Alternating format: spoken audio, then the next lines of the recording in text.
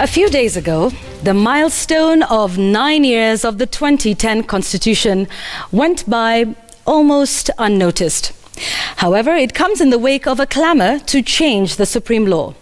From the Punguza Mzigo to the BBI, whose proposals we are yet to see, the whiff of a referendum is in the air.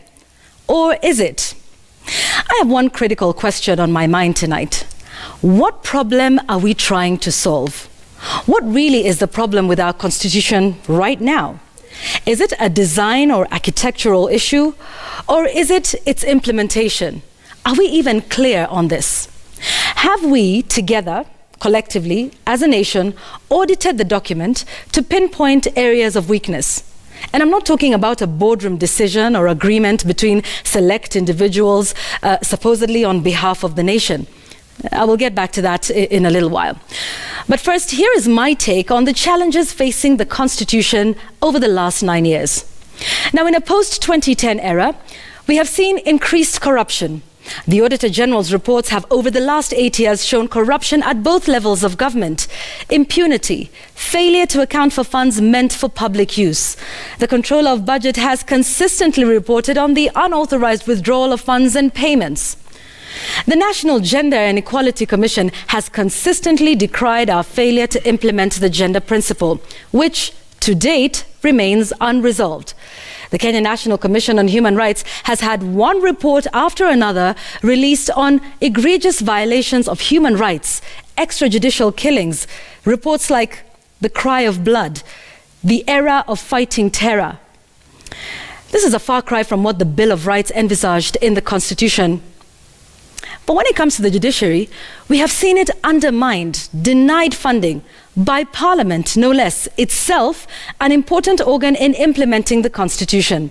There has been bullying by the executive, threats to, quote, revisit. There have been open attacks by no less than the leader of majority against a sitting judge.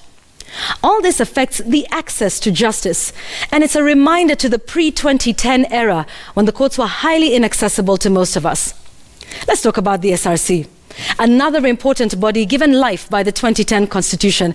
It has been bullied by Parliament, a house that continues to operate as if this constitutionally mandated body that was overwhelmingly supported by the citizens has no meaning.